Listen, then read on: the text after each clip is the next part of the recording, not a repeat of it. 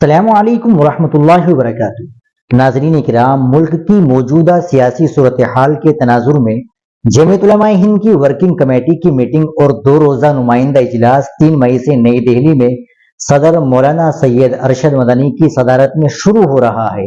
Press بیان کے مطابق اس اجلاس میں تمام ریاستوں سے جمعیت کے عہدیداران، جنرل سیکریٹریز اور نمائندگان شرکت کریں گے۔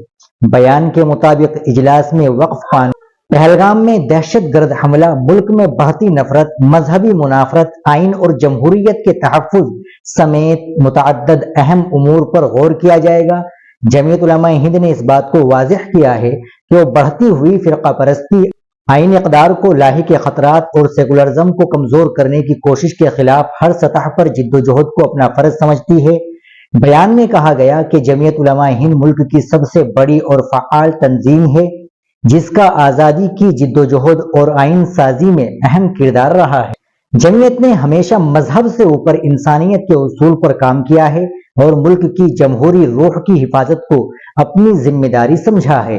پہلگام میں حالیہ دہشت گرد حملے کی سخت مذمت کرتے ہوئے مولانا ارشد مدنی نے کہا کہ اسلام میں دہشت گردی کی کوئی گنجائش نہیں ہے اور بے گناہوں کا قتل انسانیت کے خلاف جرم ہے۔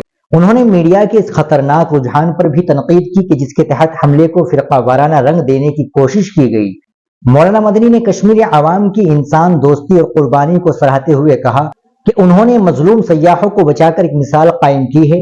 وقف قانون سے متعلق بیان میں کہا گیا کہ اس نئے قانون سے مسلم اوقاف کو خطرہ لاحق ہے اور یہ مذہبی معاملات میں مداخلت کے مترادف ہے۔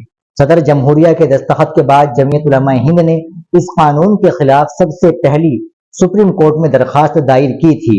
5 مئی کو جن 5 عرضداشتوں پر سماعت ہونی ہے ان میں جمعیت کی عرضداشت پہلی ہے، جس کی پیروی سینئر وکیل کپل سبل کریں گے۔ نمائندہ اجلاس کے دوران وقف قانون کے مختلف پہلوؤں اور قانونی جدوجہد پر تفصیل سے گفتگو ہوگی، ساتھ ہی دیگر اہم معاملات پر بھی بحث ہوگی اور آئندہ کی حکمت عملی طے کی جائے گی۔ ناظرین کرام، آپ اس خبر کے تعلق سے کیا کہیں گے کمنٹ باکس میں ضرور بتائیں۔ ویڈیو کو لائک اور شیئر ضرور کریں، چینل کو بھی سبسکرائب کر لیں۔ ملتے ہیں انشاءاللہ اگلی ویڈیو کے ساتھ۔ السلام علیکم ورحمۃ اللہ وبرکاتہ۔